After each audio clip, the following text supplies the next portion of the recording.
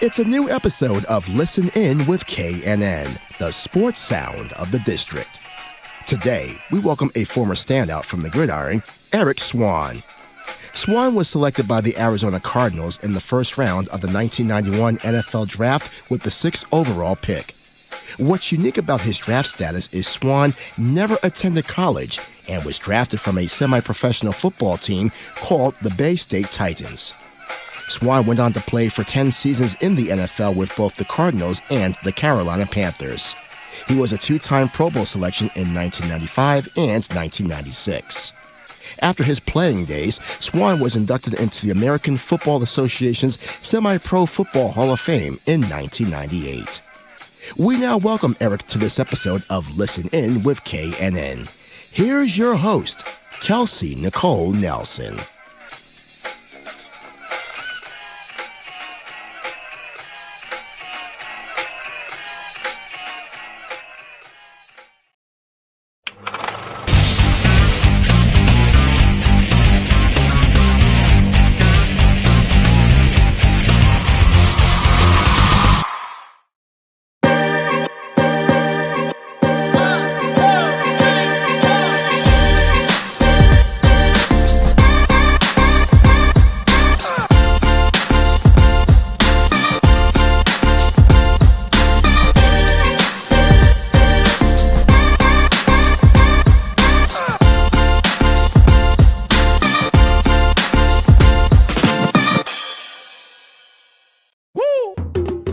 It's Listen In with KNN, the sports sound of the district. We bring you the biggest guests, great analysis, and the hottest sports stories in the nation's capital and beyond.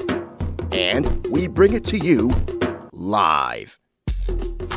Welcome to this live stream broadcast of Listen In with KNN. Here's your host, Kelsey Nicole Nelson.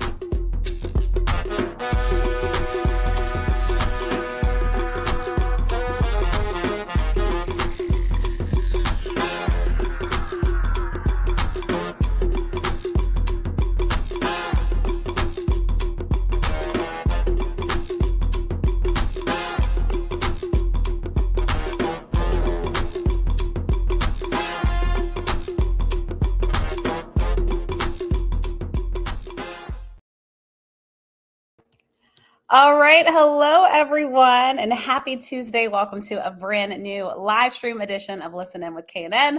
I'm your host, Kelsey Nicole Nelson. So excited to be back with you all. Happy New Year. Happy almost football week, y'all. We're that much closer to Super Bowl 58 in the big game. Like many of you all, I spent my weekend watching dominating games in both the AFC Championship game and the NFC Championship game. So I'm excited to come back with a special guest who knows the game of football very well as we begin our countdown to Las Vegas, which I'm very excited. This show will be live on the ground, bringing you guys exclusive interviews. I got after a mini hiatus. Appreciate y'all rocking with us. Last week, I was down and out sick with the flu, but I'm back healthy now and stronger and better than ever. And so today's show, again, is going to be action-packed, power-packed. Bring your questions, bring your comments, bring your thoughts. Please, please, please, because again, it's going to be a great show. And as always, I want to thank my fabulous team that helps me put on the show each and every Tuesday and Thursday at 6 p.m. Eastern time. So without further ado, I am very excited to welcome on the special guest joining me on the show. Football fans, his name should be very familiar. He goes by the name Eric Swann, a former NFL defensive tackle for the Arizona Cardinals. He was a two-time Pro Bowler, a first-round draft pick, drafted 6th overall. So we'll talk about his skills. He's had them for a very long time, and also a semi-pro Football Hall of Famer. So we're talking about someone who played at the highest of levels. Without further ado, joining me live from Arizona, specifically Phoenix, please help me welcome Eric Swann to the show. Hi, Eric. How are you? Hi, Kelsey. How are you? I'm fantastic. It's so good to have you on. I know it's our first time meeting and collaborating, but again, just super excited to speak with you today. How's everything been? How's your New Year? Oh, everything is great. New Year is off to a blast as always. You know, it's all about health and, mental health and physical health, getting your body in shape and starting off the new year and try not to actually fade out. You got to keep it going, and just you got to stay strong. Absolutely. Always the exciting part. We talk about mental health and physical health.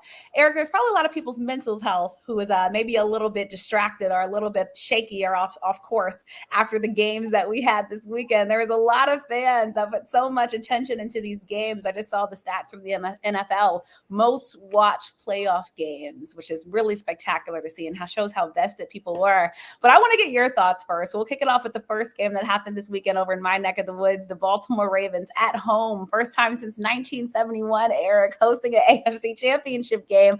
Anybody was at this game, hosting the Kansas City Chiefs, who we know have built a dynasty in the AFC. And the Ravens, a top seed in the AFC, falling short of the goal. Lamar Jackson, he said at draft night he wanted to bring Lombardi to Baltimore. Unfortunately, we know it won't be this year. But Eric, wanted to get your thoughts on that game. And did you have Baltimore coming out on top, or were you one of those people, one of the few people that were behind the Chiefs coming out strong and getting back to the Super Bowl? You know what? Believe it or not, I was a fan for the underdog, and I was really wanting Lamar to pull this off. And the Ravens, it was just something about the team and everything they've gone through over the years. And I was just really hoping they're going to pull this off, but unfortunately, they came up short again. The Ravens quarterback now has a career record of 2-4 in the postseason. Yeah. Which is tied, for the fifth worst record of all time any quarterback who has started at least 5 games. And that's just really kind of, down to hear that because, Lamar has great talent, speed, accuracy and everything. And he has a great arsenal out there as well. And just, small plays like the one play that he was, leaping into the end zone and lost control of the football. Oh, Zay Flowers, yes. You got to protect that football, Eric, or guys like you come up and make those plays. Like maybe one more step on the ground before lunging, could have made a big difference, Yeah. So that's just a game of football. It's a game of inches like that, So it's just kind of, just kind of sad that he didn't make it through, but great for the Kansas City Chiefs. Mahomes, he's magic, of course. Chiefs quarterback will become the first player to start in 4 Super Bowls before the age of 30. Unfair, Eric. He's a baby still, and he's got more rings than most people will ever have. I'm telling you, this is why this guy is the face of the NFL. He's almost won his 14th postseason game, which is tied for the 3rd most in NFL history, trailing only Tom Brady at 35 and Joe Montana at 16. Nice company to have. This young man has talent. Just at the top level. And, Patrick Mahomes continues to show us why, we can't down him. But, the quarterback that a lot of people were talking about this game, heading into this game, Eric, was Lamar Jackson and what this would do for him. You talk about the 2-4 in the playoffs, right? He's trying to get that monkey off of his back, and of course, I think we know he's going to go on to get his 2nd MVP, which also is an incredible feat in itself. But after watching this game, Eric, when we talk about, the narrative of Lamar Jackson, have your thoughts changed towards him? And if he can truly be the guy to bring, again, Lombardi to Baltimore for this Ravens organization that's thirsty for one. They remember New Orleans and winning there. They remember the Harbaugh Bowl, but they won another one back in Baltimore. Do you think Lamar can be that guy? Yes, I really do. I think, an organization is truly being patient with him. And I think the fans need to continue to be patient with him. His teammates are patient with him. He's definitely a team player. He wants to bring a championship to that area of Baltimore. And so I would say to the fans, hey, he came up a couple of inches short this season, but it's not over. Next season is a whole nother season. So just don't give up on him. Just support him. And, you might be surprised what happens in the long run. What happens in the long run. And if anybody knows about quarterbacks, it's probably y'all out in Arizona, because we know what's happening with Kyler Murray and, of course, his future and fans being able to be back behind him. Eric, I'm just curious, do you still follow a lot of Cardinals games, or are you more just all NFL that you're currently following? I'm just kind of more all NFL at this point. Okay. It's kind of hard just to follow one particular team. The league has just transformed to something totally different back from the era where I played in the 90s. Yeah. And we see so much talent today. Guys are bigger, faster, and stronger. They can do amazing things with their bodies and catching and throwing. And, as a receiver and tackles with the speed that they have, it's just tremendous to see this. So, I'm pretty much of a fan around the league. No particular team, unfortunately. No, that's not bad. He's a football fan. He's a football fan. At least you get somebody winning. The other big storyline in that Ravens Chiefs game is Taylor Swift's phenomenon, Eric. We know she's brought in millions of dollars to the NFL. She's brought in a lot of new fans and faces. And of course, we all know by now, her lover on the other end is Travis Kelsey, who continues to be a dominant force for the Kansas City Chiefs. But Eric, I'm seeing a lot of men in their feelings when they see Taylor Swift being shown during games and feeling like she's taken away from the game. So you, as a man, as a former player, I'm just curious your thoughts on everything happening with Taylor Swift surrounding her now being, I guess, one of the NFL's biggest fans as she prepares to root for her man come Super Bowl Sunday. You know what I always say? Hey, there's three the entertainment business in this world. There's three entertainers. There's the athlete, there's the musician, and then there's the actor, right? Yeah. But out of the three, the most popular is the athlete. Everybody's in awe of what you can do with your physical body, or just catching, throwing, hitting, shooting the basketball or whatever. A lot of actors and musicians show up at sporting events and they draw crowds. And I think it's good overall for the game as well because they're in love and they're actually she's not being a distraction. I mean, his game hasn't gone down at all. I mean, his game actually picked up. So, that's actually even better in my point of view. So, my hats off to him, more power to him. Hey, I hope things work out with him in that area. But, it's not a bad thing to see, beautiful people like that, superstars, entertainment, musicians show up at games. Yeah. I don't think it's bad either. And if anything, it makes us talk and chatter just makes the NFL more money at the end of the day. But, many people obviously now excited to see her at Super Bowl in Las Vegas. You think she takes away from the Usher halftime performance, or you think Usher's still his own guy, Eric, and we're all just going to be swooning at the TV screens come Super Bowl Sunday? Well, I think everybody has fans. I think Usher has fans as well. So there's going to be fans for Usher, and there's going to be fans for her as well. So I think it's going to be a great collaboration, just them being there together and performing. Again, we're athletes, and you have the fans that are there after Super Bowl. And we need the musicians to perform and sing and get us all in the most happy, cheery spirit for our team to win. For our teams to win. And, talking about happy, joyous spirits. Eric, when you're watching the defensive players in these games, and I'll stay with the AFC Championship game, were there any favorite players for you that when you're watching, just make you proud as someone who played on that side of the football? There was one gentleman, I can't recall his name right off bat, but he played for the 49ers, defensive tackle. That's always my spot to keep an eye on guys like that. Yeah. And he was pretty explosive. I like how he pressed the pocket. He forced double teams. He forced, the offensive line to sit in the pocket to protect the quarterback, and things like that are just, very, very, exciting to see, very impressive when guys like that can be dominant. Yeah. Like Aaron Donald back in the day when he was playing in the other Super Bowl, just a force to be reckoned with. So yes, those are some of my favorite guys there. It's always the linemen, just to see the battles up front. Yeah. It's true. And, the linemen for the Chiefs did a very good job because you could tell Baltimore's offensive line had to keep fretting with that. And Lamar continually, being pressured. And you saw some of the discomfort that showed. And, but you also look at defense for Baltimore. And even though Patrick Mahomes got off to a quick start, how they were able to keep the Chiefs at 17 and really keeping the Ravens in that game. If you look at the final score, it was still a winnable game, or at least a game that maybe could have been forced to overtime for Baltimore. Before we go to the NFC, last but not least, Eric, I want to ask you, Andy Reid, and this legacy that he's been able just to continue to build upon, of course, with Patrick Mahomes. What do you think Sunday's win does to kind of just cement his legacy as a coach in the National Football League?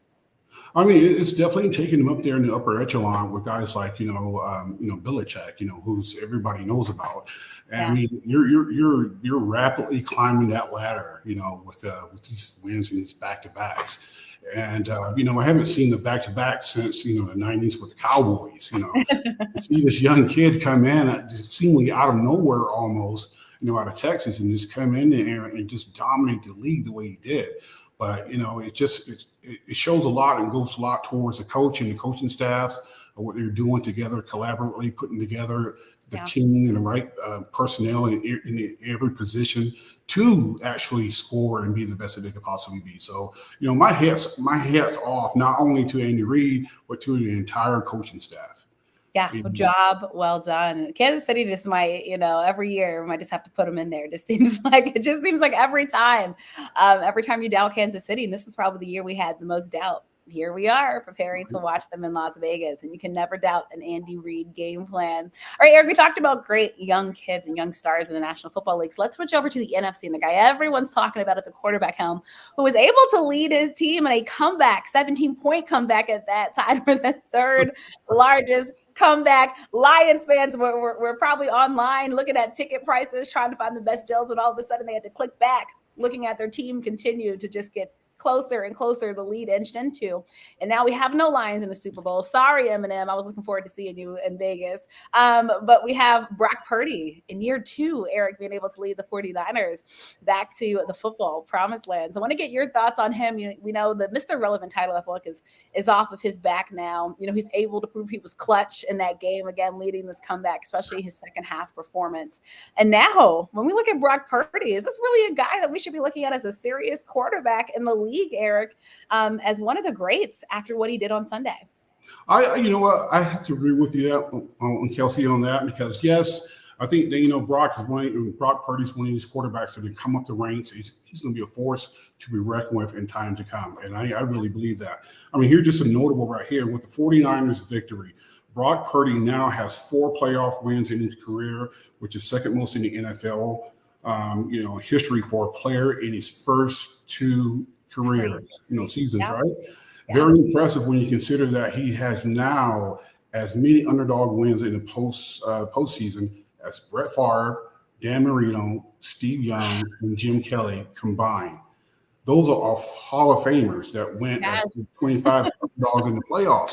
I mean, hey, Brock, this kid is really stirring it up. So, yeah. I mean, you're looking at the future, in my opinion, of the 49ers. This guy's going to be strong. He's going to stand in there. He's going to lead them to another victory and another victory and another victory. Is that going to be a victory on Sunday? Is he going to be enough to beat the Chiefs, Eric? Yes, I think so. You know what? I hate to say this, but I'm going to put it down. It's probably going to be more like a 3-point game. Okay, nice. And you have it going the 49ers away. Exactly, the 49ers. Very excited. Yeah, I don't know if it's going to be, I'm like, I definitely don't think it's going to be a blowout game. I think it's kind of got to be more mirroring the Ravens-Chiefs game, where it's going to be like a tug of war, pulled back and forth. I think the defenses are going to have to come up big in these games, and we know both of them can. But, I know we're talking about the Niners, but on the other side of the football, Eric, Detroit fans, we're finally feeling like this was their time after all of the agony and pain and sorrow that this franchise has went through. We saw Barry Sanders in the stands. Like, we just thought it was Detroit's time. And lo and behold, they fumbled the bag, literally. So sad. I just feel bad. Like, what do you say to Detroit fans after that game? Detroit fans, I mean, they're just, gosh, what is what I want to say? They're resilient. I mean, Detroit has gone through so much over the years, just really think about it.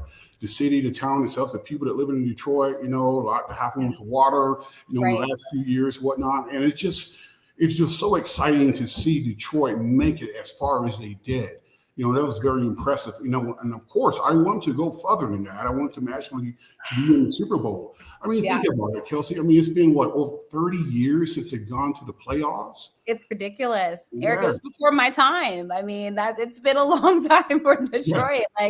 Yeah. They've been thirsty and hungry, and to be so close and literally, to have that game. We had CJ doing the bye-byes. I mean, we thought it was coming, and all of a sudden, we're not talking about the Lions anymore because the 49ers are there. Like, it hurts. I hurt for them, but when you look at the Lions season, still to do what they've done, like you talked about, what they've overcome in terms of decades of unsuccessful seasons and years, would you still consider this season a success for Detroit, for the Detroit Lions organization? Oh, absolutely. I mean, they did a great job of putting together a core group of guys, and the coaching staff to get this far as they did, and just from from a preseason standpoint and moving forward, battling in during the regular season. They lost a few games, but they kept fighting, and finally got back on top and put themselves in a position to actually be a contender, in which they were. I mean, they were just one game away, from actually, playing in the Super Bowl. I mean, just an amazing working staff, contributing, putting this unit together. And Yeah, I'm just totally impressed by it. So I think this is just the beginning, honestly. Which is exciting. I'm like you. I think they have a lot they can build upon, and it's very exciting. And, we talked a little bit about young players, but before we leave this topic, I want to talk about them because I think there's two young players that a lot of people are talking about that some people kind of felt like potentially cost their teams games. So, of course, Zay Flowers has been an electric rookie for the Baltimore Ravens, and we've seen what he's been able to do. But we also saw, as we talked about, that fumble along the goal line when you can really tell he was just trying to get in for his team, right? But, forgetting Chiefs have a pretty good defense, and those veteran defensive players know exactly what to do to prevent that.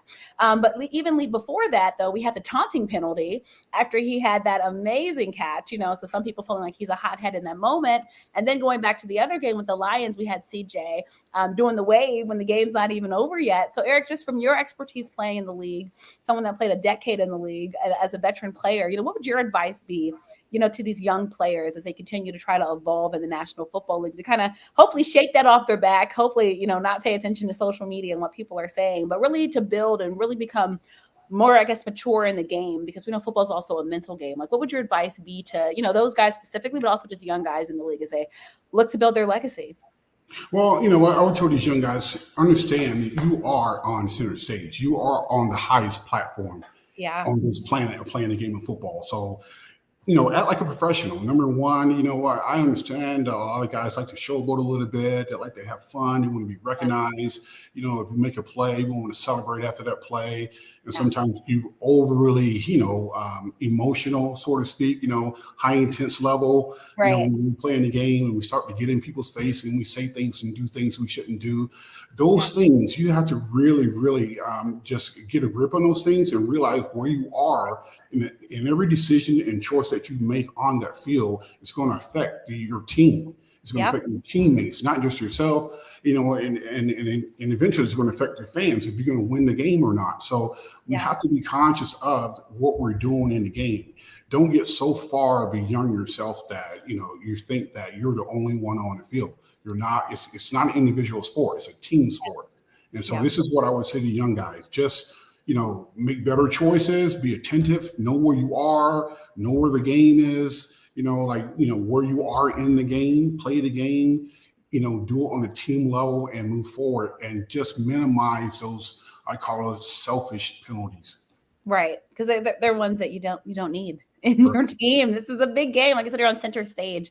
And, again, hopefully these are learning experiences. None of us are perfect. But again, it's hard to get back, to those moments. As we see lots of conversation about what Dan Campbell said, and the team being able to get to this and not knowing if it's going to be able to get back, right? It's a different league next season. All of these guys are going into an off-season, Eric, when they're about to what? They're about to try to buff up, be bigger, be stronger, and better for the next day. So, you just don't know if these teams are going to get back. So you want to make the most of those moments. Eric, we talk about the off season, and these guys going off to the off season, what does that, do you remember what that looked like for you, when it's season's over, but you're ready for the next season? What would you do in your off season to kind of come back stronger the next year in the National Football League? For me personally, I just stayed in shape year round. I kept working out.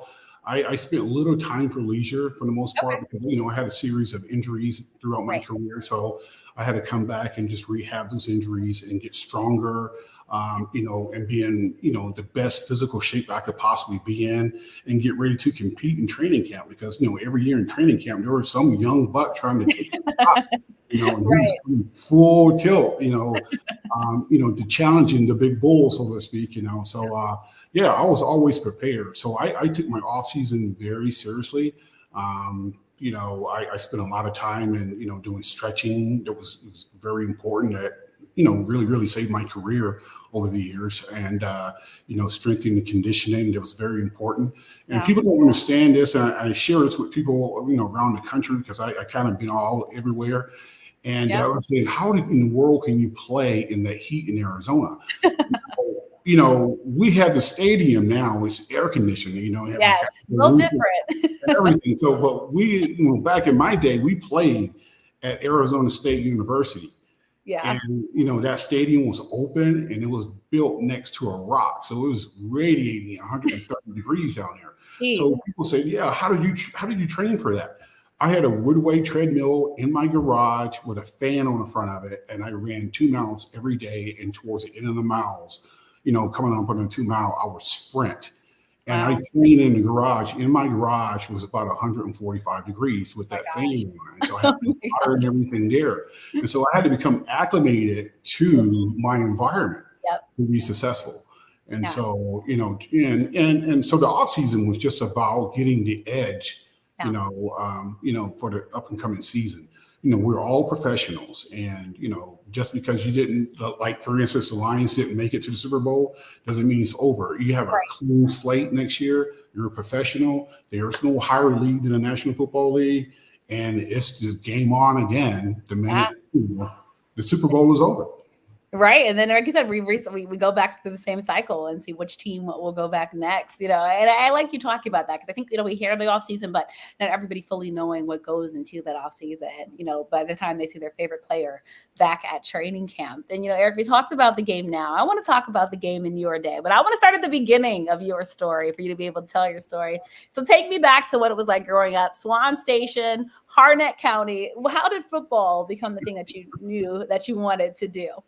Football was something I was kind of told I need to do because, as a kid growing up in, North Carolina, in Harnett County, it's not much to do there at all. In this farm country, you have tobacco fields, soybean fields, some cattle here and there for the most part.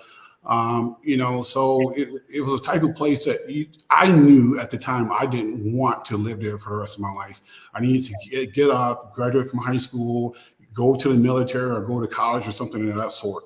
But how it all started for me was I was a little hyperactive kid growing up. Yeah. And I just gave my parents a lot of problems, because, I suffered from a condition when I was little. It's called ADHD. And that's attention deficit hyper disorder. Right. That's the H, factor. And so, I was a busybody, and it got to the point, my father was kind of difficult for him to handle me.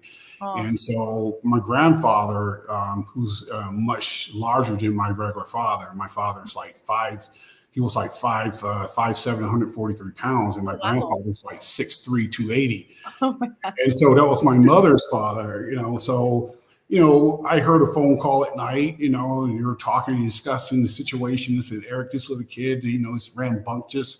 He just causing a lot of problems. He's fidgety. He can't sit still in the classroom or do anything. And I got a visit from him, and, he set me down and he says, son, you know what? You need to challenge this energy in a different way. So he told my parents, he says, put him in sports. He's oversized, put him in sports. And so that's how I got into football. Now, I'm not going to say I was any good at it at that age. I wanted because I wasn't. But that's how I got into football at that age. Yes. That's awesome. So did you try any other sports, or was it just football was the only one that you wanted to do, Eric? Well, as I got older in junior high and went to high school, I lettered in wrestling all the way to the state. I got disqualified by locking hands, unfortunately. My sophomore year on shot put and discus, I placed second in the state of North Carolina. Wow. And I was also a track runner, believe it or not, 200 meter, the last leg. Oh my gosh. Brought it home. Big guy running, I had a lot of speed for a big guy. Yes. Which is impressive. I know we're going to talk about that. Talk about your time that you had that impressed a lot of people, at your size. But, you talk about sports and, you talk about football, but I'm curious, how were you able to manage your ADHD while playing football? Do you think it was just the discipline from the coaches, like yelling at you and, kind of the grunt of workouts and things like that? Or how did that kind of, fizzle into football and you being able to kind of, manage it in a way that obviously turned out successful for you to go on to play at the top level? Right. Part of it was knowledge, the older you get and you have that physical attributes that you have or whatever, being big and strong, that you can run, fast and quick and agile and stuff like that. When the team brought me in, the first thing they did is put me with a nutritionist, and I was consuming too much raw, or we want to call sugar. So sugar is not good for someone in that condition to eat, sugar. So I cut all the sugar out, and I became very disciplined with that. So the hyper disorder kind of just faded out, and plus, you're expelling a lot of energy playing football and training in football. With weightlifting, you're running sprints, you have 907, you have team, 1-on-1. By the time you're done, you have no more energy for anything to even eat. And so It is tired. I'm ready to go. yes. So football kind of just, took that extra energy out of me, which was really good, And so I have I to was able to say, contain it. very impressive to be able to cut out sugar living in the South. I've lived in the South. I have family from the South. Good food, but maybe put a little bit more salt, a little bit more sugar. So to be able to do that is very, very impressive. When you look back at living in Arizona now, Eric, are there any parts that you miss of Southern living in North Carolina or anything? Have you brought some of the food traditions or anything up to where you are now? No, believe it or not, I let go of those food traditions years and years ago because it wasn't really benefiting me at all. I grew up in my grandparents' house on my mother's side. We would go there for Christmas, and there would be just like maybe 3 or 4 different types of cakes, sweet potato pie, pound cake, candy dishes everywhere. And I would just put all this stuff in my body, and no wonder I couldn't focus or concentrate or be still with all that sugar. I let go of that, believe it or not, that Southern cooking. I let go of that. I'm a really healthy eater. Which is great to see and hear, and hopefully an inspiration to many out there. I know it can be hard, but you can do it to help prolong your health in life. So now let's go. Take me through that. You had 4 seasons at Western Harnett High School in North Carolina. So you're obviously still playing football there. You talked about some of the other sports you played there, but how do you think you really developed as a player in high school before going to the next level? What do you think high school really taught you about the game of football and how you were able to kind of take it to the next level? Well, people ask me this question, and I want to explain this. We were not a powerhouse football team at all. The best season we had was my sophomore year, and I played varsity my sophomore year, and we won 8 games. Oh, wow. That's it. That's it. So if people ask me all the time, like, how did you become this great football player? How did you get noticed or recognized? Football for me in high school, I'm going to answer your question for that. It taught me the basics of the game. I was an all-around player. Believe it or not, I was the extra point kicker on the team. I kicked off to the other team. Okay. I played a little bit of center, a little bit of guard, defensive tackle, nose guard, and even running back at one point in time, to try to get the score in, and it just taught me a lot of aspects of the game itself. So it's like being versatile playing in my high school years, Right. But, I had this oversized, they used to call me the man child. I was 6'3", 275 my sophomore year after wrestling. And then I couldn't wrestle anymore because I couldn't keep the weight down. I kept getting bigger and bigger. So I started getting to 290, 300. So, the football itself was just, a great learning curve for me. But, I tell people all the time, they ask me, how did I actually get recognized? And I have to share this with you if you don't mind. Yeah, please. Southern Pines, I don't know if you heard it or not, Pinehurst Country Club. It's a golf place there. Right. And U.S. Open is held there all the time. Well, at the time, my grandfather was head of concessions there. Oh, okay. And so it's known for a lot of, collegiate scouts and coaches to visit there and come there and play golf. Places, Yeah. So my grandfather kind of just talked me up. And as he should have. Yeah. He would talk to the scouts and says, "Hey, have you heard of my grandson?" And they said, "No, I haven't. Who's your grandson?" Mr. Williams. And he says his name is Eric Swann. He's a great all-around athlete, and he attends Western Harnett High School in Littleton, North Carolina. And so at that point, I started getting visitations. I started getting lots of recognition, lots of mail coming, and scholarship offers were just spreading around the country. Wow. And that's how I got recognized. It wasn't because I was this great dominant football player in high school. No, it wasn't. And we did not have a dynasty of a team, a dominant team or anything. I just got recognized at the right place at the right time because someone spoke up and said, "Listen, this guy has talent. This kid has talent. And you should recognize it. You should make note of it." Right. And that's what happened. So, back then it was the ACC, the Atlantic Coast Conference. Yeah. And that was Dick Sheridan with the North Carolina State University, Danny Ford with Clemson, Steve Spurrier with Duke, Right. Matt with North Carolina, and University of North Carolina Tar Heels. Yeah. And those guys were heavily recruiting me, and it came down between. I really wanted to go, believe it or not, to Clemson to play with Chester McLaughlin. Believe it or not, Yeah. These guys were a powerhouse at the time, but by my mother's influence, I ended up, signing with North Carolina State University because it's a little bit closer to home, like Right. an hour and a half, from my childhood home. And Yeah. so that's one of the reasons I ended up signing with North Carolina State University. Right. But I started getting all of these letters and Wow. all this recognition in this little small town. You were the guy. Eric had all the letters coming in. But it's great to hear how your grandfather, obviously saw something in you, knew what you could be. And like you said, speaking in rooms that you weren't in and what that led to. And I think that's so powerful, for anyone. It's so important if you know someone who's talented or doing something good, speak for them in rooms, make sure that they're being seen and getting recognition. And so, we're so thankful for your grandfather, because then we got to see the rest of the Eric Swann story that was able to continue after those scouts came. Now, before we get to the next level, we have a question from TJ Strickland. He wants to go back to when you were talking about in high school, you played all these different positions. He wants to know which one was your favorite to play on that high school football team, since you were a jack of all trades. My favorite position was nose guard. Okay. It was something about being over the center, and being able to just physically abuse that guy and disrupt him. And that guy's going to hike the ball between his legs. And if you lift him up quick enough, the ball is not going to make it to the quarterback's hands. And right. I had a gift of doing that. So I love playing nose guard, just disrupting things. I like learning that. Good question from TJ. All right. So we talk about you signed with NC State.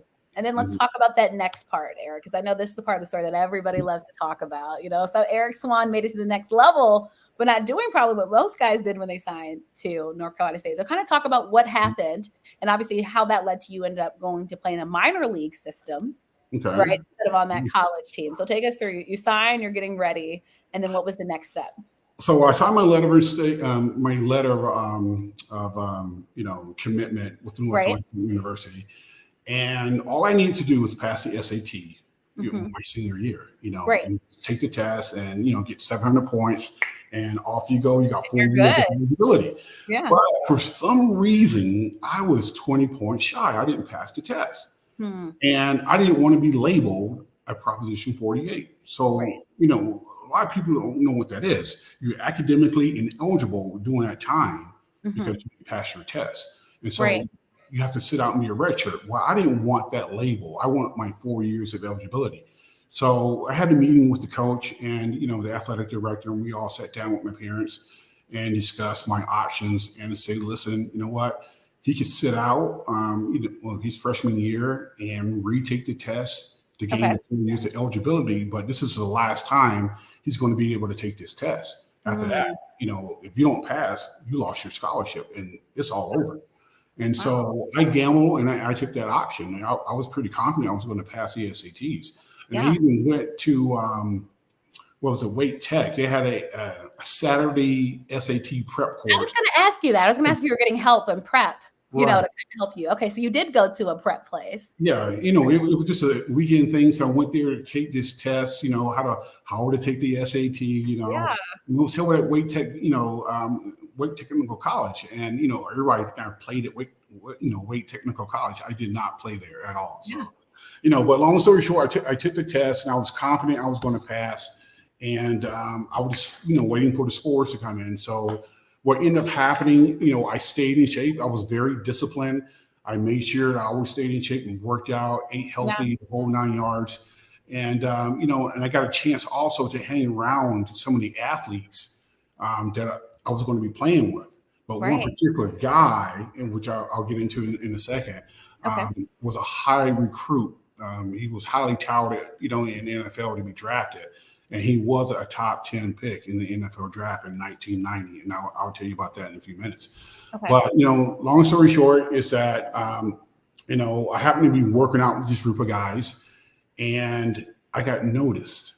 Right. I did not know there was an NFL scout there by the name of Tom Marino that was the scout for the New Orleans Saints. Yeah. He was there watching this particular player. And he said to to the defensive coordinator, he says, hey, who's that guy over there, running like a track star around the field? He said, oh, yeah, that's Swanny. And he said, well, what is he, a freshman or sophomore? And he says, no. He says, not even qualified. And the scout says, oh, my God, this guy is a freak of nature. Like, I just can't believe this. Now, this particular guy that was being highly touted by NFL teams was 6'2", 285. And Wow. at the time, I'm 6'4", 315. Wow. Big guy, to say Can the you least. imagine that? Yes. And we both were defensive tackles. Little different, just a little different. Yeah.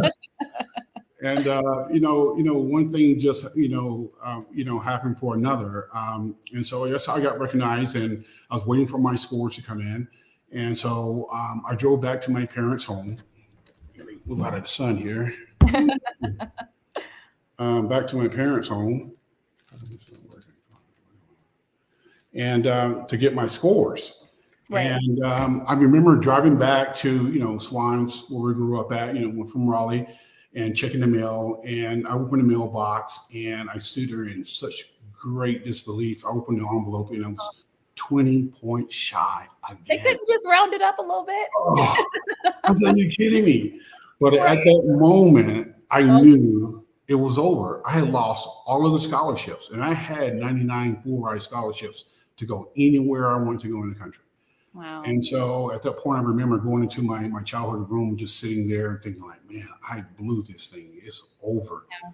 And my mother came from work, and, she walked in my room. She says, son, what's the matter? And I said, Mom, I blew it. I said, I'm not going to college. It's over. I lost the scholarships. And I just thought I was going to get chastised. Right. You got to understand mothers down south, And my mother just stood there and shook her head, and she said, you know what, son, do not give up on your dreams. She walked out of the room. Wow. And so, we grew up in a very disciplined household. We were taught to do laundry, know our social security numbers, write checks, and all this stuff, by the time we were 9 years old. And so one of the big things about doing laundry was you have to check your pockets. My mother did not like tissue or anything in her washing machine. Oh, yeah. Don't put it in there. You'll be in big trouble. So, I'm going through my pockets, and I discovered this card in my shorts, and it said Tom Marino, NFL scout for the New Orleans Saints. And I go, oh, I said, wow. So I had nothing to lose but everything to gain. So I called him up, and I said, hey, Mr. Marino. He says, kid, what's the matter? I said, hey, you know what? I didn't pass. And his response was, don't worry about it. Wow. And I said, don't worry about it. And he said, yeah, don't worry about it. I said, you don't understand. I just lost all of my scholarships. I'm not going to play college football ever. I'm done. He says, right. No, don't worry about it. He says, when's the next time you can be back in Raleigh? And I said, I can come this coming weekend. So I went there and I met him at a hotel near the mall, Crabtree Valley Mall, and we were discussing options. He says, son, you got three options. He says, number one, he says, I believe that you have the physicality. He says, half of the guys in the NFL are your size right now. The only thing you don't have is experience. And so we could bring you into the Saints training camp, but what's going to happen is such a fast and competitive environment. You're going to get hurt. You need someone to work with you. I said, that makes sense. I said, well, what's option number two? He says, we have some contacts in the CFL. And I interrupted him. I said, listen, that's not going to work. My mother's not going to let me leave the country. Forget about it. Yeah, you're not going to Canada. Happened. Carolina was hard enough to leave. I'm not going across the border. Exactly. And then I said, well, what's option number three? He said, well, son, this is a long shot, but there's this semi-pro league starting up, and we have a contact in Lynn, Massachusetts, and his name is Richard Bell. He's the GM of the team, and we can fly him in. You can meet with him and everything and talk, and we can put you on this team. And this league consists of collegiate football players and ex-NFL football players that got released or cut in training camp that were trying to go back into the league to get a second look. And I only had high school experience. That's all I had. Right. You have all the other accolades. Right. Like your guys are coming from college or pro level and coming back down. That's a lot to be able to be like, all right. And it gets better after that, So, he came into town and met with my parents and everything. And Richard was going to tell my parents, especially my mother, that your son has the physical attributes. He could be a great NFL football player. You just need some honing, some work, someone to work with him. And my mother didn't care at all. She'd say, no, my son's going to college. I don't care anything about football. Oh, yeah. Because She wanted the education. exactly, it was highly stressed in our household. Yeah. And so, my father, stood up on my behalf at that time and says, told my mother to let me go. And if things didn't work, I could always come back. Right. So I ended up leaving, and first time ever flying on an airplane, out of Raleigh into Logan Airport, International Airport in Boston. Yeah. Culture shock. Number one, yeah, a little different. The lingo had to change. Things are, you had to pick up your pace. Moving. You had to talk faster. You had to move fast. Everything. And so I ended up meeting the team, and we played in Lynn. There was a particular municipal stadium called the Manning Bowl. They tore it down a few years ago, but we started playing there, and I got really good at what I was doing, and they called me the Phenom. Yeah. I was drawing crowds for 1,500, 200, 2,000. It got up to 3,000 at one point in time. Wow. And everybody wanted to see this kid play football, and they called him the Phenom. And, that's how I got my start. We ended up playing, 13 games. The league went defunct after that. First year and only year of the league. They made a highlight tape, and they sent the highlight tape to every team in the National Football League, and the phone started ringing. And guess what? Phenom live, and they're like, "What is this?" It's an amazing story, an amazing journey. The first team that year in 1991 had 3 first-round draft picks. Right. The Dallas Cowboys. They sent a representative to my home, my school, interviewed my parents, my teacher, my coaches. And his conclusion was, the scout says, listen, we're not going to take him at number 1, but if he's there later, I think the 17th pick, if I'm not mistaken, we're going to take him. And they would take you. And Eric, I want to ask, so when you say they went to your school and talked to your teachers, you're talking about they went to your high school. The Cowboys went to your high school. Wow. Yes. So Cowboys representatives were in your high school, talking to your teachers. Very impressive. It was a big ordeal. Where I grew up, they've never seen anything like this, and nothing like this has ever happened since. Wow. And so the second phone call that we received was from the Denver Broncos. And I was flown in Denver, and I remember going to dinner with Todd Light and Mike Kroll. Todd Light, cornerback out of Notre Dame, and Mike Kroll, outside linebacker out of Nebraska. And we were sitting at the table having dinner with the late Pat Bowen. And he says, I'm going to choose one of you guys as my 4th pick in the draft, but you're not going to know it until the day of the draft. Wow. And I'm thinking about number 4. Are we talking about first round, right? So Detroit called. I think, if I'm not mistaken, Detroit had the 10th pick of the draft. They said, if you're there, we're going to take you. Some other teams, in the second round, third round, here and there. So long story short, it became a media fiasco. Everybody's like, hey, and the talk of town was, who's going to take a chance on a college nobody? Sporting News had the title of that at the time. And so during the draft, there was a media bubble. Where, I was with my agent and my parents and everybody in Salem, Massachusetts. And then the draft itself was in Radio City, New York, Right. And so they were going back and forth to see who's going to take a chance. And because you weren't invited to the combine, right, Eric? Yes. And most people don't know that. I was invited to the combine. My workout wasn't that great at the combine, but I had a second workout at North Carolina State University, and I had my best time there. I ended up running a 40-yard dash in 4.75 seconds. Jeez. How big were you then? I was 6'4" and 3/4, 315 pounds. Jeez. Very impressive. And Joe Green timed it. Oh my gosh. Yes. That was very impressive. So, it just started from there, and it just never stopped. So, the first pick of the draft went with Russell Maryland, out of a university in Miami, because Jimmy Johnson, of course, was the head coach of the Cowboys at the time. And, we go up to the 4th pick of the draft where Denver, they took Mike Kroll. The 5th, LA took, Todd Light. And they went to a commercial. Jeez, and you're just waiting. You're just waiting, right? And then they started showing this highlight film of this explosive defensive tackle running and making plays on the backside of the field. And I leaned over at the time to my agent and general manager. I said, "Hey, who is that guy?" And he leaned back over. He said, "That's you." Oh my gosh. And then, the Phoenix Cardinals, which now the Arizona Cardinals, they have the sixth pick of the draft.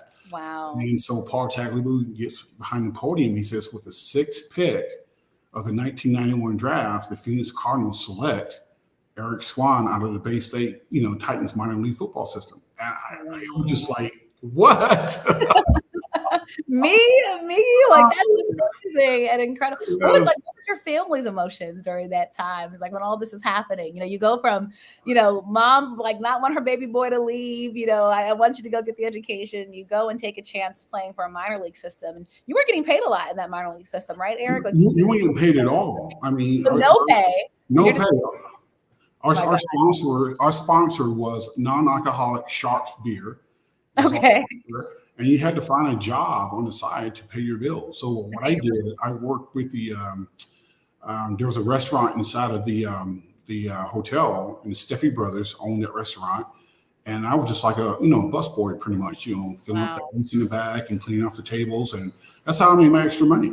Wow. So from busboy to now hearing your name, number 6, y'all, in the first round of the NFL draft, not doing the conventional way, as you said, you're looking at guys coming from college. I'm going to read this headline that was in the Arizona Republic the day after the 1991 NFL draft. Cardinals insist they didn't waste number 6 pick on Swann. And the reason why I asked you that, Eric, like you said, you're coming out of nowhere. Here's this phenom guy. Maybe not everybody knows about you. They see the highlight tape. But what do you think the reaction was from a lot of folks? I mean, did you feel like you had to kind of protect yourself because people had a lot of questions, or did you feel like you got more love from people that were just excited to have you there because they saw the tape, they saw how big you were, and felt like that you could immediately make an impact with the Cardinals? Well, you know what? Overall, the reaction was kind of mixed, but overall, I was actually hated, despised by my teammates and my the people around the league. Everybody hated me. It was like, how dare this guy break rank? He didn't go to college.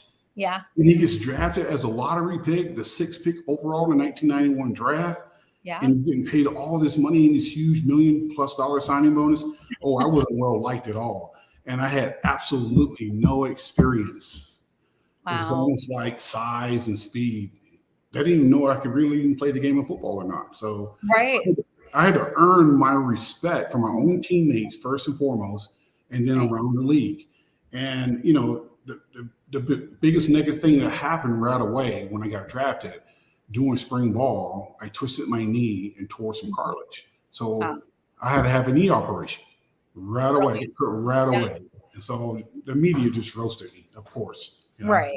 I mean, sometimes they're not the nicest, but like you said, you already had like essentially a monkey on your back, right? Because like you said, all of a sudden you come here out of nowhere, you're drafted high. Like you said, people don't like when people break the status quo, right? We kind of get into this is how things have always been, and this is how things were, So for you to be able to do that, Eric, had to just be incredible. When you look back at your career and, you look at how big the college game has come, you look at NIL, right? Image and likeness and things like that.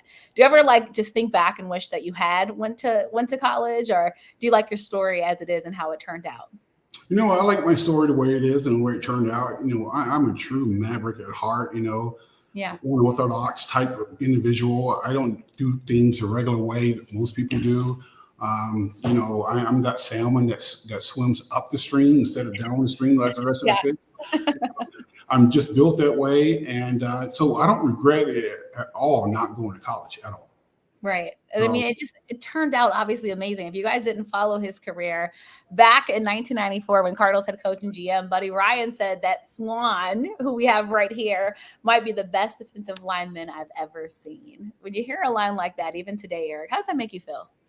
Oh, just extraordinary. I mean, I just couldn't believe it to be compared with guys like Cortez Kennedy, the late Jerome Brown, Reggie White, defensive end. I mean, just so many great players in the league. And I remember meeting these guys at the Pro Bowl, when I got nominated in 1995 to my first Pro Bowl. And these guys just kind of encamped around me and was telling me, that like you're the next best thing. And I'm so in awe of these guys. Like these guys are heroes. I'm like, what do you mean I'm the next best thing? I mean, you're Reggie White. I mean, you're Dana Stubblefield. I mean, you're Bryant Young. You're I mean, on and on. Cortez Kennedy. I mean, what about? I mean, and they're saying, hey, you are the next thing. And I was just so enthralled about it, so excited about it. But it was a lot of pressure to live up to that, to tell you the truth. And, the injuries, the nagging injuries just kept coming and coming and coming. Yeah.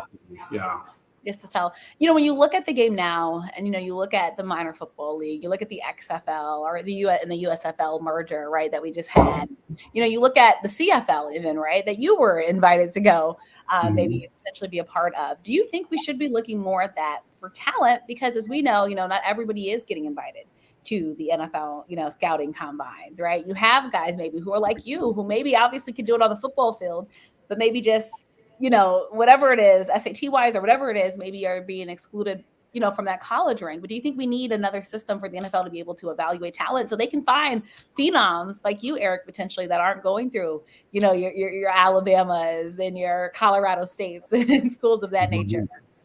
Well, I think we have that already in place already with the XFL, with Dwayne Johnson, and then the USFL coming back into play there. So there's some different leagues out there that, teams can, scout and find players and then put them on these teams and, help them to get developed, get their skills set right and, learn the game and perhaps take it to the next level. It's almost like, I would say almost like baseball, the farm leagues and taking it to the pros. Right. I think there should be more leagues. I really do, because there are a lot of football players out there, a lot of kids that can play. Right. And truthfully, and this is me saying this on air, there's a lot of high school players that I believe can play in the National Football League right now. Oh, yeah. Oh, I've seen guys that I'm like, you need to be on my screen on Sunday because they, like you said, they have that talent, and I think and that's not to take away anything from college, but like you said, there's guys like you, there's guys out there now, who potentially could find again, have the skill set, have the athleticism, to be able to be on that next level in the pro leagues. I think we do have to be very careful, with how we look back. Eric, I know as we begin to wrap, as you look back at your career, 10 years in the National Football League, even with the injuries, Eric, like what makes you most proud when you look back at your career? Well, what makes me most proud is when I got accepted by my peers on my team and throughout the league. And they voted me in as an all-star, in 1995 and consecutively, my second year is 1996. Yeah. That meant the world to me because you have earned their respect. And this is a time where the fans didn't vote. It's simply your opponent, your players around the league. Yeah. And when they said that you're good enough to be an all-star, you were good enough to be an all-star. That's huge. And that meant the world to me. That is huge to see. Eric, what's next in the Eric Swann story? Can we know what you're up to? What's coming next for you? Well, what we're doing now, we're actually working on the story, shopping the story around. We want to get it out there. It's a great tool to motivate in this time in our country, in our world, to inspire Swann in faith and, to persevere through hard times, how to face the obstacles and keep moving forward, in life itself, problems can arise from any, sector of life. Yeah. You have a death in the family, you can lose a job, right. Something cannot work out right, but you just don't give up. You persevere, you keep fighting, you keep pressing forward because, as one of my favorite actors, Sylvester Stallone said, this is how winning is done. This is how it's done. You take the hit, you get up, you keep moving. You keep moving right. forward. You don't stop. You don't stop. Eric, this has been so enlightening, and I'm just so glad we had a chance to meet and talk. I have a last question for you. It's a fun one. If you could pick any actor to play yourself in your life story in a movie, who would you pick and why? Ooh, that's a good one. I got to say, he's too expensive. I would say Dwayne Johnson, The Rock. He can come down for you. It's a good story. Oh my gosh. He has a similar story. Just coming out of college, undersized and everything, got injured, got hurt. Got into wrestling. Just look at him now. He's a power actor, action figure, basically, doing action movies and things of this sort. Yeah. He's just a great success story. about never giving up, and just persevering and getting to the top. And so, he's one of my heroes as well. I would love to meet him one day, sit down and talk with him. Yeah. Yes, if anybody could play my role, it will be Dwayne Johnson, I would say. All right, we're going to speak it into existence. The Eric Swann story starring Dwayne "The Rock" Johnson coming to a theater near you soon. We're going to speak it, manifest it. Eric Swann, it's been so great to talk to you. Thank you so much for spending time with us, sharing your story, sharing your NFL thoughts with us. We know the big game's coming up. Will you be in Vegas for the Super Bowl, Eric? Absolutely, yes. All right. Well, I look forward to hopefully seeing you there. Thanks again so much for your time. If you have questions for him, again, please be sure to give him a follow. Eric, is there anywhere people can reach you if they want to follow you? Are you on social? No, I'm not on social, believe it or not. I'm old school. All right, sorry, y'all. You just have to. You should have commented on the show if you want to get access to Eric, or maybe you'll find him around Vegas for Super Bowl. Eric, thanks again so much. Enjoy the rest of your Tuesday. I look forward to keeping in contact and in touch with you.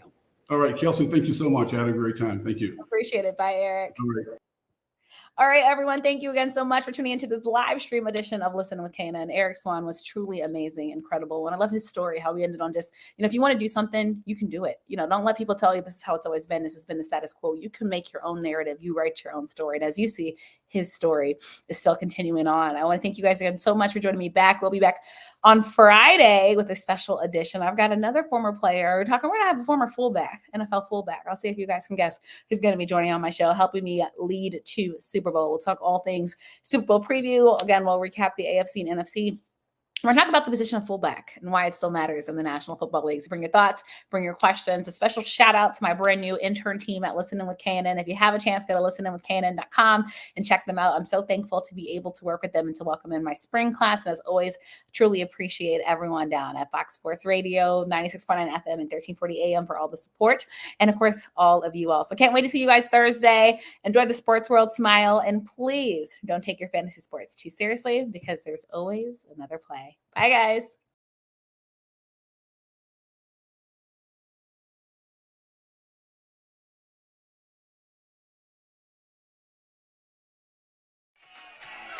Follow Kelsey on Instagram and X, formerly known as Twitter, at @TheRealKNelson. Catch episodes of Listen In with KNN on YouTube, on air at AM 1340 and 96.9 FM, Fox Sports Radio in the Washington, D.C. area, as well as on Facebook and online at KelseyNicoleNelson.com. Thank you for watching this live stream broadcast of Listen In with KNN.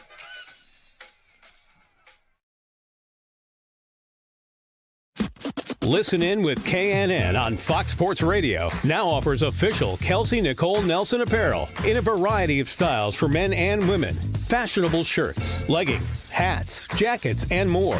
Order now and get 15% off and free shipping. Just enter promo code KNN. Get your Listen In with KNN wearables today and check out Listen In with KNN on Fox Sports Radio with Kelsey Nicole Nelson.